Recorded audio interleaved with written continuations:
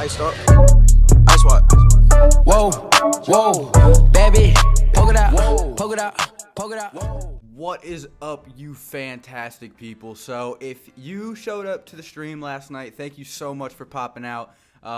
It's usually the people that are active in the Discord. I understand it's kind of hard to drop everything you're doing to join some random kid's stream in the middle of the night. Yeah, I completely understand if you can't show up or if you don't show up.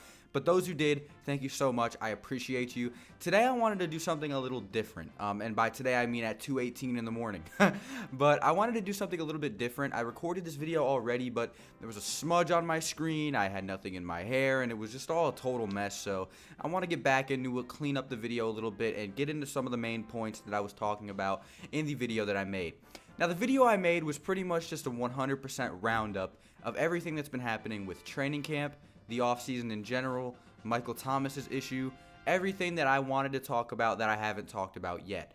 I will be probably doing this type of video every Wednesday if you guys respond to this one well. If you like this video and you like this style of video, let me know down below. It's pretty much just a recap of everything that's happened over the past week that you may or may not have caught, things you may or may not have known about, and things that we all want to talk about together. With all of that being said, let's get into the first topic. So the first thing I want to get out of the way is the elephant in the room, and that has to deal with my boy right here, MT, Michael Thomas. Does he deserve to be paid the highest wide receiver, the salary of the highest paid wide receiver in NFL history? Does he deserve to get paid even as the highest paid wide receiver in the NFL right now? That is a question I'm going to answer you in a very opinionated way. Now, there are two ways to look at the contract situation with Michael Thomas. You can be one of the analyst type folks or one of the normal average Joe that just looks at pure statistics, numbers that are on paper, and just using those as a basis to how men in the NFL should get paid, and I don't believe that's the case. You could look at Michael Thomas's stats. Okay, you got outperformed by DeAndre Hopkins. You got outperformed by Julio Jones in yardage situations. You got outperformed by Tyreek Hill as far as statistics go. But that's not everything that has to do with Michael Thomas as a player. You guys need to understand that, one, it's based off of player value to the NFL team. You got to understand that if the Saints need Michael Thomas to stick around, they will pay for him to stick around. Another thing you have to look at is role play. You got to understand that every player has a different role on a team. Every player plays something different. Every wide receiver has a different play style. DeAndre Hopkins is a dominant number one who can get open because there are other wide receiver threats on his teams, i.e. Will Fuller. The New Orleans Saints did not have that second threat last season, so Michael Thomas was playing more of a tight end position than anything else. If you go look at his yards per catch ratio, it's really bad. It's extremely low because Michael Thomas played more of a tight end role. He was Drew Brees' safety blanket and number one receiver and tight end at the same time. He was playing something that not a lot of wide receivers have to play in the league. Tyreek Hill is super fast. Just churn him loose, throw a deep ball to him. Patrick Mahomes threw 50 touchdowns last season. Boom. There you go. Michael Thomas can't do that. He doesn't have the speed to do that, nor does he have the offense to do that. He's not in that scheme. He has to play a more tight end based role at the wide receiver position. So people that are going off of just plain stats need to understand that there is team value in every player. Every team will value a player different no matter what. You put Michael Thomas in New England, he's getting valued differently. You put Michael Thomas in Denver, he's getting valued differently. No player will get valued the same in any given location, and judging by the New Orleans Saints play after Michael Thomas got pretty much scratched off the offensive playbook because of the disgusting amount of double coverages that we was facing last season, we need the guy. We do. He is our main source of offense, and having Jared Cook here is only going to prove to assist him. Do I agree with Michael Thomas sitting out of training camp? I don't think it's fully up to Michael Thomas as to, his whole sitting out situation. I do think it is a huge push from his management to try to squeeze out the most money physically possible I don't think Michael Thomas is single-handedly handling anything because NFL players don't do that. They have managers for a reason. His camp is holding him out. I don't think Michael Thomas is doing that out of sheer will and sheer want. I think he's being coached into doing that by his management to get the most money physically possible. The Saints were offering $18-19 million, and that got completely rejected by his team. They are seeking at least $20 million a year. At bare minimum, they want $20 million. I think he deserves it. I really think he does. I think based on player roles, he has attributed so much to this team that players or fans of teams that are not this team just won't be able to understand. It's seriously something special. He is not playing as a primary wide receiver. I see him more as a tight end in this situation because of the lack of offensive pieces the New Orleans Saints had on the receiving end of the ball. Of course, we had Kamara and Ingram. We had Michael Thomas, but if anyone else could name a wide receiver not named Ted Ginn that isn't a fan of this team, I would be surprised. Of course, analysts can talk about Traquan. Can they bring up Austin Carr? Simi Cobbs? Keith Kirkwood? Can they talk about them? No, they can't. And it's just a big old situation of what does this team need. If the New Orleans Saints do not pay Michael Thomas $20 million a year, some other team will. Some other team will easily pay Michael Thomas $20 million a year. So we need to solidify that now. We need to get this deal done in the next week. I don't want him going into next season and be a free agent at the end of this year. I can't do that. I can't. Someone will scoop him up. Someone will outbid us. It will happen. Michael Thomas will get the money he's looking for, whether he gets inked for it now or if he has to wait the extra year. But with all of that being said, let's move on to the next topic. Now, I understand that training camp is competitive, but if you were watching closely within the past couple of days, you've seen this fight with Alize Mack and Trey Hendrickson. Now, I don't know if I 100% back this happening. The day after, Alize ended up getting hurt. He hurt something and was slamming on the ground and had to get he ended up walking off on his own strength, but it's kind of a karma thing. The thing is with this, though, is it's not a good look for Alize Mack. I don't think it was – I'm not saying it's 100% his fault for starting it, but, man, we never had any of these issues before he came around. There were no fights going on in training camp. Trey Hendrickson, of all people, did not get into fights during training camp.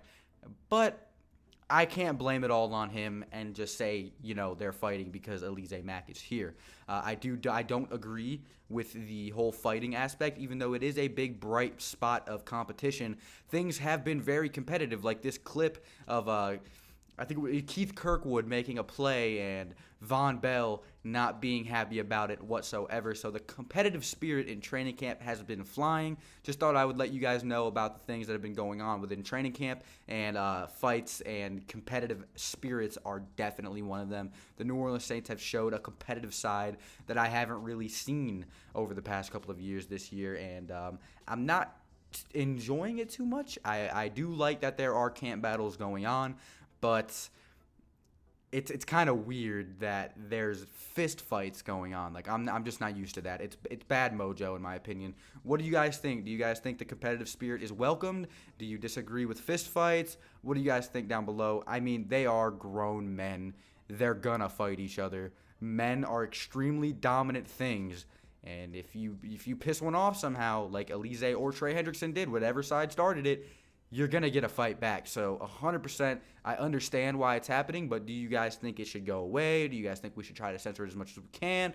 What do you think? Comment down below. Let's move on to the next topic. So as you know, as we all know, and as I'm very saddened to see, I watched me and Saint Center's, I think, out of this business as of now. I think he's done with YouTube and Instagram and all that, but I watched our highlight reel of Michael Thomas and Cameron Meredith and literally almost cried. I can't believe this. Cameron Meredith has been released. He took a pay cut before the offseason started. This is purely for a roster spot. I don't think that extra $500,000 of money that we already have to pay Michael Thomas is going to pay Michael Thomas. We have enough cap. We're going to have enough cap next year to pay him. That's not the case. So everyone's saying we're making room for Thomas as far as money goes. That is 150% not the case. What this was the New Orleans Saints seeing something out of Cyril Grayson Jr., if that's how you say his name. If not, I deeply apologize. No disrespect, meant out of mispronouncing your name, Cyril. But Cyril Grayson Jr. and Emmanuel Butler have caught the coaching staff's eye. It is 100% apparent that both Emmanuel Butler and Cyril Grayson Jr., who is a track star, have caught the eye of the coaching staff. Now, let's go over each of these players by themselves. I'll have some clips of them playing. They have been making big splashes as far as being dominant players go.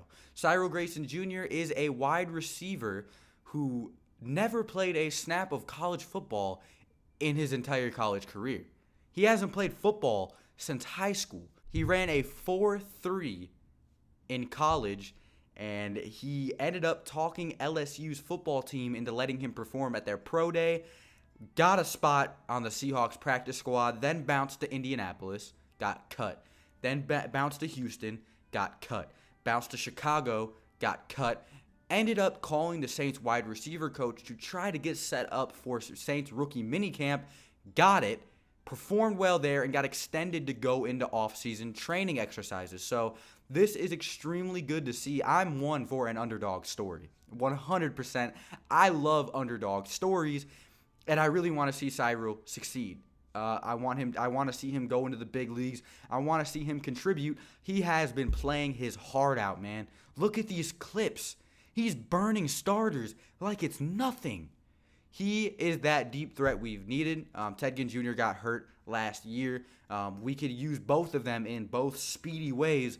It's just another sneaky attribute to our offense if we decide to put him on the 53-man roster.